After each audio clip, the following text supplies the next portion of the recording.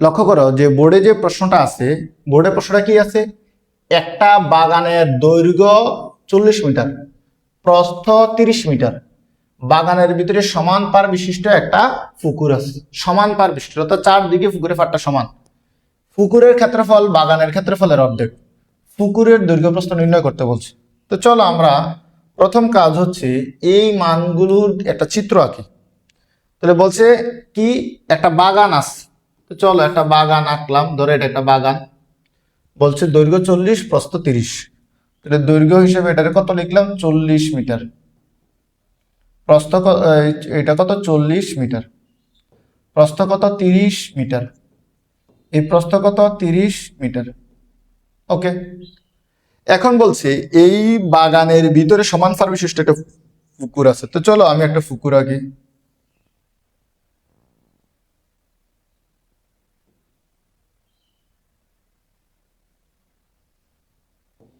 ধরো কি করলাম, এদিকে যতটুকু পার আছে এদিকে সেম ততটুকু পার আছে, এদিকে সেম ততটুকু পার আছে, এদিকে সেম ততটুকু পার আছে, সমান পার, কিন্তু পারটা কত এটা বলে নাই। এখন বলছে পুকুরের ক্ষেত্রফল বাগানের ক্ষেত্রফলের অর্ধেক, অর্থাৎ এই যে বাগানের ক্ষেত্রফলটা যত হয় পুকুরের ক্ষেত্রফলটা তার অর্ধেক। তাহলে বাগানের ক্ষেত্রফল কত, 3, 30 আর 40 গুণ করলে 1200, তার মানে এটা কত, 600। পুরোটার ক্ষেত্রফল 1200, এটার ক্ষেত্রফল হচ্ছে 600। এখন বলছে পুকুরের দৈর্ঘ্য প্রস্থ নির্ণয় করতে, তার মানে এই দৈর্ঘ্যটা আর এই প্রস্থটা নির্ণয় করতে। তাহলে প্রথম কাজ হচ্ছে আমি যে এটা ধরছিলাম এটাকে এক্স লিখি, এক্স মিটার। এটাকে এক্স মিটার, অর্থাৎ বাগানের ভিতরে যে পুকুরটা আঁকা হয়েছে ওই পুকুরের ফারের প্রস্থটা মানে চওড়াটা, যেটাকে আমরা বিস্তার বলি, পুকুর ফারের বিস্তার এক্স মিটার লিখলাম। এখন চলো আমরা অঙ্কটা করি। তাহলে প্রথমে আমরা লিখব দেওয়া আছে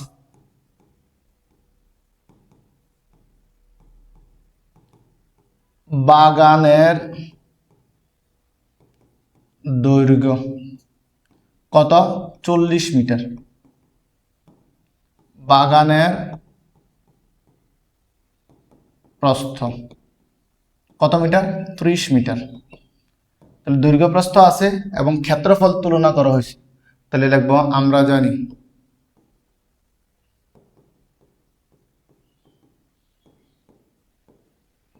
আয়ত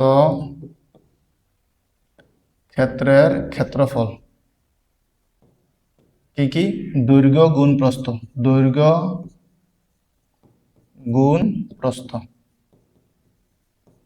তাহলে আয়তক্ষেত্রের দৈর্ঘ্য কত আছে, 40 মিটার। তাহলে আমি লিখবো সুতরাং আয়তকার বাগানের ক্ষেত্রফল। তাহলে আমি কত ধরছি, দৈর্ঘ্য 40 মিটার, প্রস্থ কত, 30 মিটার। এখন লক্ষ্য করো যদি গুণ করে দিই, 3 × 12, 0 2টা 1200 বর্গ মিটার। কি পেয়ে গেলাম, এই আয়তক্ষেত্রের ক্ষেত্রফল পেয়ে গেলাম। এবার বলছে আয়তক্ষেত্রের ক্ষেত্রফল আর পুকুরের ক্ষেত্রফলের ডিফারেন্স হচ্ছে কি, আয়তক্ষেত্রের ক্ষেত্রফল যত পুকুরের ক্ষেত্রফল তার অর্ধেক।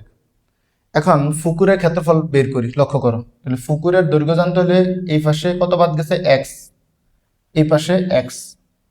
তাহলে এখন লক্ষ্য করো আমি লিখবো ধরি পুকুর পাড়ের বিস্তার, ধরি পুকুর পাড়ের বিস্তার, যেহেতু আমি জানি না পাড়ের বিস্তারটাকে আমি ধরে নিই, বিস্তার সমান সমান এক্স মিটার। তাহলে এখন কি হবে, পার বাদে পুকুরের দৈর্ঘ্য, কারণ পার বাদে পুকুরের দৈর্ঘ্য জানা, তো মানে পুকুরের দৈর্ঘ্য জানা, আমাকে কি বলছে, পুকুরের দৈর্ঘ্য প্রস্থ নির্ণয় করো। তাহলে এই ফারটা যদি বাদ দেই, তাহলে এটা এই পুরোটা ছিল এখান থেকে এই পর্যন্ত 40, এদিকে এক্স বাদ এদিকে এক্স বাদ, তাহলে তো এটা পাবো। তাহলে ফার বাদে পুকুরের দৈর্ঘ্য কত, 40 বিয়োগ এক্স মিটার। তোমার কি দাঁড়াচ্ছে, 40 মানে -2x মিটার। এটা হচ্ছে ফার বাদে পুকুরের দৈর্ঘ্য। এখন এই পুরো প্রস্থটা 30, তাহলে এদিকে যদি এক্স বাদ যায় তাহলে এদিকে এক্স বাদ, তাহলে ফার বাদে পুকুরের প্রস্থ, ফার বাদে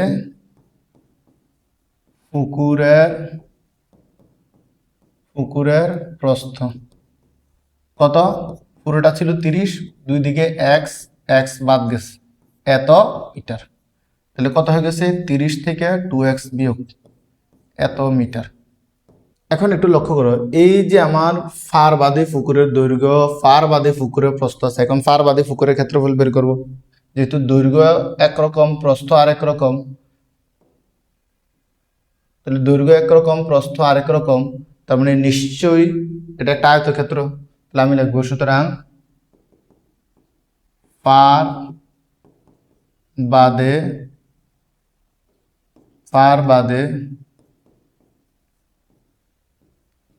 পুকুরের ক্ষেত্রফল কি হবে, দৈর্ঘ্য গুণ প্রস্থ, দৈর্ঘ্য গুণ প্রস্থ, দৈর্ঘ্য গুণ প্রস্থ। তাহলে দৈর্ঘ্য কত, 40 - 2x, আর প্রস্থ কত, 30 - 2x। ঠিক আছে, মিটার মিটারে বর্গ মিটার। এখন লক্ষ্য করো, আমার কাছে এখানে বলছে পুকুরের ক্ষেত্রফলটা হবে, এই যে পুকুরের ক্ষেত্রফলটা হবে বাগানের ক্ষেত্রফলের অর্ধেক। এবার চলো, আমি পুকুরের ক্ষেত্রফল যদি এটা হয়, তাহলে বাগানের ক্ষেত্রফল কত পাইছিলাম, বাগানের ক্ষেত্রফল পাইছি কত, 1200। ঠিক আছে, তাহলে পুকুরের ক্ষেত্রফল যদি বাগানের ক্ষেত্রফলের অর্ধেক হয়, তাহলে আমি এখন কি লিখবো, প্রশ্ন মতে কত ছিল, 40 - 2x আর কত, 30 - 2x ইজ ইকুয়াল টু বাগানের ক্ষেত্রফল কত ছিল, 1200, এর অর্ধেক মানে কত, 2। তাহলে এটা ছিল কার, পুকুরের ক্ষেত্রফল, ফার্স্ট ছাড়া। আর এই পুকুরের ক্ষেত্রফল হচ্ছে বাগানের ক্ষেত্রফলের অর্ধেক, তাহলে বাগানের ক্ষেত্রফল 1200, এর অর্ধেক মানে 2 দ্বারা ভাগ। এবার এটা আমরা ক্যালকুলেশন করো, গুণ করো, 4 দ্বারা এটাকে গুণ করো 1200, এই 40 দ্বারা এটাকে গুণ করো -80x, এবার এটা দ্বারা এটার গুণ করো -60x, এটা দ্বারা এটারে গুণ করো -7 প্লাস 4x² সমান সমান 1200কে 2 দ্বারা ভাগ করো 600। বা তাহলে 1200 বিয়োগ 80 আর 60 140x প্লাস 4x², এই 600 এই পাশে নিয়ে আসো, -600 = 0। বা এই 4x² আগে লিখলাম, -140x পরে লিখলাম, 1200 বিয়োগ 600 তার মানে +600 = 0। এখন লক্ষ্য করো, তাহলে আমি এখান থেকে 4 কমন যায়, একটু লক্ষ্য করলাম, 4 কমন নিলে 4 দ্বারা ভাগ করি x² বিয়োগ 4 দ্বারা যদি ভাগ করি তাহলে কত হবে, 35x প্লাস 4 দ্বারা ভাগ করলে 6 × 15 = 150 = 0। ঠিক আছে, করো, আমি 4টাকে পক্ষান্তর করে দিই, x² - 35x প্লাস 150 = 0/4। তাহলে এটা গুণ অবস্থা ছিল, পক্ষান্তর করাতে ভাগ হয়েছে, 0কে যে কোনো কিছু দ্বারা ভাগ করলে 0, x² - 35x প্লাস 150 = 0। এখন লক্ষ্য করে, এটা 3 পদের সমীকরণ হয়েছে। প্রথম পদে চলকের পাওয়ার 2, দ্বিতীয় পদে চলকের পাওয়ার 1, 3 নম্বর পদে কোনো চলক নেই।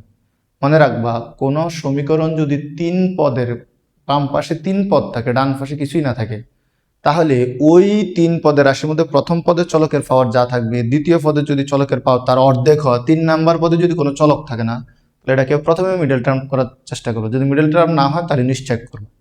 তাহলে আমরা যদি মিডল টার্ম করি, তা আশা করি মিডল টার্ম হচ্ছে। মিডল টার্মের নিয়ম কি, প্রথমে প্রান্তীয় পদ ঠিক থাকবে, তাহলে প্রান্তীয় পদ ঠিক থাকলে কি হয়, 2 নাম্বার কাজ হচ্ছে প্রান্তীয় পদের চিহ্ন সহ সংখ্যার গুণফল বের করতে হয়। তাহলে প্রান্তীয় পদ কত, এখানে কিছু নাই মানে 1, আর এখানে কত 150, তাহলে এটা +1 এটা +150, লক্ষ্য করো, +1 গুণ +150, তাহলে প্রান্তীয় পদের চিহ্ন সহ সংখ্যার গুণফল +150। এবার 150কে দুটি সংখ্যায় ভাঙতে হবে যাতে গুণ করলে 150 ঠিক থাকে, কিন্তু যেহেতু গুণফলে প্লাস আছে, যাতে যোগ করলে 35 হয়। তো লক্ষ্য করো, 30 গুণ 5, 30 আর 5 গুণ করলে 150, কিন্তু 30 আর 5 যোগ করলে 35। তাহলে আমি লিখব কত -30x - 5x। তাহলে আবার লক্ষ্য করো, আমরা কি করব, বা এই দুইটা থেকে x কমন যায়, তাহলে x কমন নিলে x দ্বারা ভাগ করলে x দ্বারা ভাগ করলে -30। এখান থেকে -5 কমন যায়, 5 দ্বারা ভাগ করলে x, মাইনাস দ্বারা ভাগ করলে মাইনাস কত 30 ইকুয়াল টু 0। বা কমন কত x - 30, আনকমন কত x - 5 ইকুয়াল টু 0। লিখব হয় x - 30 ইকুয়াল টু 0 অথবা কত x - 5 ইকুয়াল টু 0। একটু লক্ষ্য করো, তাহলে কি লিখবো এখন, বা x ইজ ইকুয়াল টু 30, আর এখানে কি লিখবো, বা x ইজ ইকুয়াল টু 5। এখানে দুটো মান আসছে x এর। x মানে কি ছিল, বিস্তার, কার, পুকুরের বিস্তার, মানে ফারের বিস্তার। তাহলে বলো x যদি ফারের বিস্তার হয়, পুরো বাগানটার প্রস্থই ছিল মাত্র 30 মিটার। এখন পুকুরের একটা ফারে যদি 30 মিটার হয়ে যাচ্ছে, পুকুরে ফার তো দুইটা, তাহলে পুকুরে ফার কি বাগানের থেকে বড়, তাহলে পুকুর কই নাই। তার মানে পুকুর ফারের বিস্তার কখনো মূল জমির বিস্তারের সমান হতে পারে না, মানে প্রস্থের সমান হতে পারে না। আমি লিখবো যা গ্রহণযোগ্য নয়, গ্রহণযোগ্য নয়, কারণ ফারের বিস্তার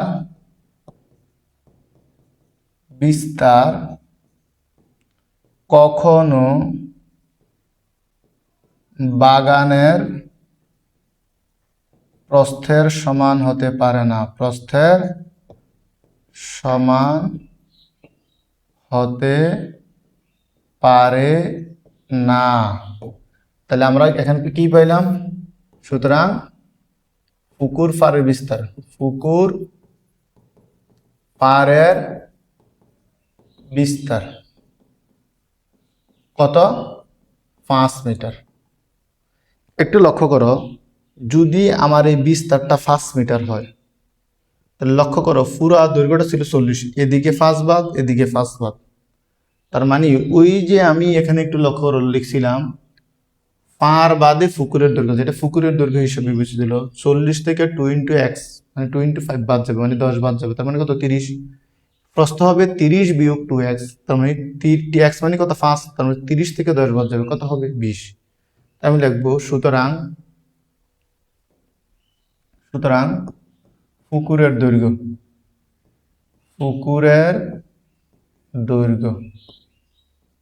কত 40 - 2x, 2 × x এর মান কত 5, এত মিটার। তার মানে কত 40 - 10 মিটার। তার মানে 40 থেকে 10 বাদ দিলে কত মিটার, 30 মিটার। এবার লিখবো পুকুরের প্রস্থ, পুকুরের প্রস্থ কত 30 - 2x ছিল, এত মিটার। তাহলে এই x 2 এর সাথে কি অবস্থা, গুণ অবস্থা, তাহলে 2 × 10, সরি 2 × 5, তাহলে 30 - 10 মিটার, তাহলে 20 মিটার। আমার কাছে জানতে চাইছিল পুকুরের, একটু লক্ষ্য করো, আমার কাছে কি জানতে চাইছিল, পুকুরের দৈর্ঘ্য প্রস্থ।